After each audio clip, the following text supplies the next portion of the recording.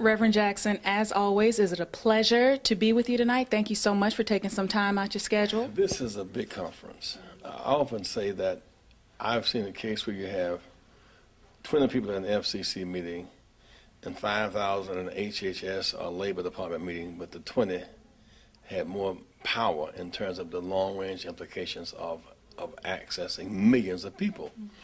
And so we must become more FCC conscious, because in the beginning was the Word, and everything else was Lord. The Word was with God. And the most basic link to civilization is communication. Without that link, you cannot be a part of the civilization. That's why broadband is such a big deal in terms of access to jobs. In Chicago, the train stops at 95th Street going south, but Chicago goes to 130th Street. The jobs are beyond O'Hare, so people here don't know the jobs exist or where they are, and you cannot access them on a cell phone. It costs $2.25 one way to go to work, $4.50 a day. Park meters is $5 an hour. And so lack of access to the job is a factor in 32% unemployment. Well, on the other side, that's 9%. In Chicago, 3,200 blacks die a year from lack of health care. There's not one trauma unit in Chicago, 1 million people. So broadband is a gap closer. It's a link, it's a connector, because with broadband, you can use that system to close these access. And I think also this issue, not only access, but also ownership. Because at the end of the day, owners have a powerful influence on what editors and writers write, think, and do. And no question about that. Last week, an amazing thing happened. The very first day of Congress, and all the talk about we're going to be more civil, not going to say mean things to each other publicly and all that. They also determined on that the first vote was to disenfranchise Washington, D.C. They almost had a vote. Now D.C. does not have a vote. The capital of Iraq, Baghdad, is enfranchised. The capital of Kabul, Afghanistan, is enfranchised, but not in Washington, D.C. It didn't even make the news.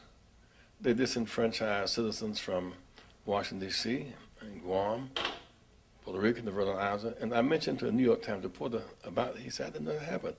Because it was like the culture did not determine that was important. Ownership was determined. It's a big deal because it affects ownership. So that's why ownership is not detached from what news and information gets through. So how do we activate a new civil rights movement around media ownership, around increased broadband access, and particularly how do we get young people engaged? Because, you know, my generation, we seem a little bit apathetic at times. Well, I don't think it's apathetic as is ignorance, lack of information about. And ignorance is not as bad as being stupid, to know and not do. A lot of people just don't know. I mean, it's not a part of the lexicon, not part of the language, and that's why it has to start, you know, on radio, really, which we have. I mean, the disc jockey must understand the language of this. Must understand it's cool to have a cell phone, but you're not going to look at the cell phone and find out where the jobs are. I mean, it has its place. 81% of blacks have a cell phone. But in terms of knowing of relevant information and healthcare, education, capital, even knowing what banks are engaging in home foreclosure schemes, taking people's money, you can get it online. You can get it on broadband. You can't get it on a cell phone. And so that's a matter, I think, of mass education for mass progress. So even in addition to that education point, you know, something you've spoken about before is entrepreneurship and ownership in this space.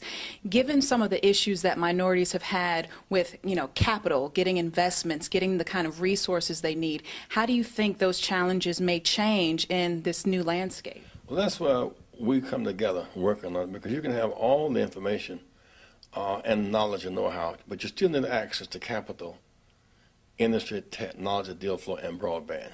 Capital becomes key.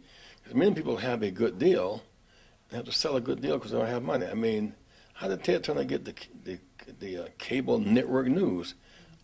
I remember when people like Percy Sutton first began to eye that this cable thing was coming, and cable, late Percy Sutton got Queens.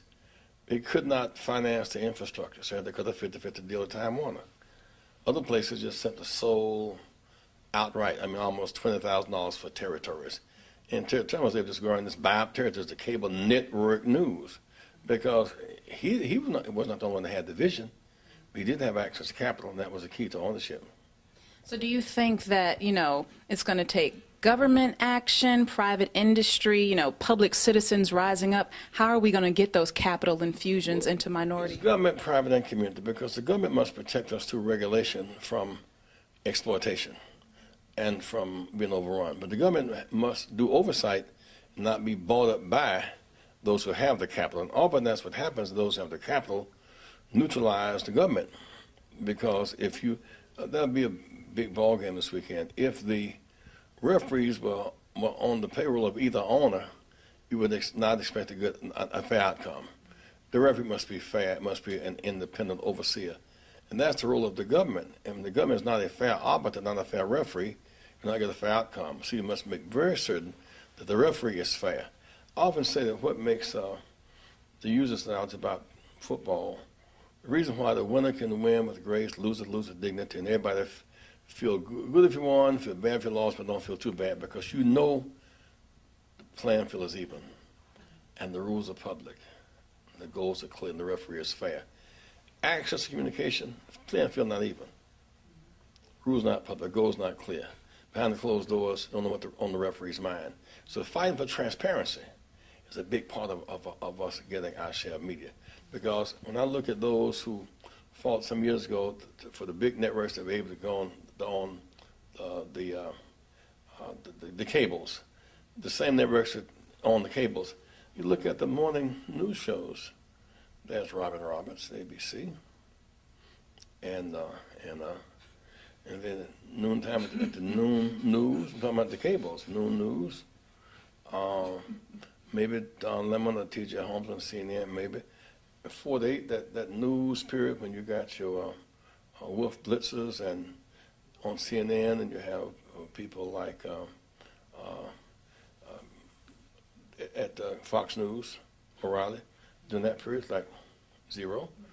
And then at noontime, we're not even comedians anymore. We had Arsenio Hall 24 years ago.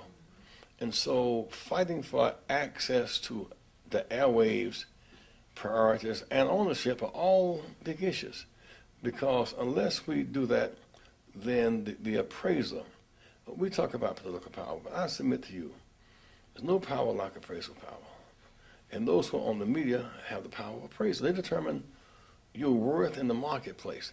There's a big study last week by the athletes on ESPN on blacks and athletes, and it showed that how great athletes who are black are diminished in the public, and how they view the news media as the big issue. Because those people sitting up in that box, reminding people of a mistake you made 12 years ago, or not reminding people of it, or saying he's not just ferocious, he's also intelligent, dropping adjectives, they determine your market worth. If your companion were to buy you a $50,000 diamond ring, and he's excited because he bought it, you glad because you got it. So I said, look, my dear, get it insured, get it appraised, because somebody might steal it. You might lose it. You take it downtown, the $50,000 diamond ring, the guy says, ooh, I see a floor for $25,000. I pay $50,000. When you get to jump up and down, you'll be insured at the appraised value. The appraiser determines the worth of it. And so that's the media's role, whether you're TV or newspaper, the appraisers have, and so we become the head of the city, of a given city politically. Blacks do not own a daily newspaper in America, from which so much news comes. And if you don't own a daily newspaper, and you're not in that mix, you can't own a reasonable share of radio and TV, you simply cannot participate in thinking it through process. So let me ask you one quick follow-up question. You were talking about kind of laying out the different roles for people. Is there a possibility that, somebody goes too far, right? So the referees go too far, or the appraisers, they go too far. How do you strike that balance between everybody's right role so that you make sure you get the best outcome for the different parties involved? So FCC comes in, the referees don't make rules, they interpret rules, and they don't make rules as they go. And so there's a role for government, for FCC, the regulator. There's a role for the owner, a role for the commentator. All of us have a role, and you must strike that help the balance to make it work for everybody. Definitely. Well, thank you so much for taking some time out of your schedule. I promise we keep it short, so I'm not going to kidnap you. I know, we have fun, don't we? Good times. Thank you.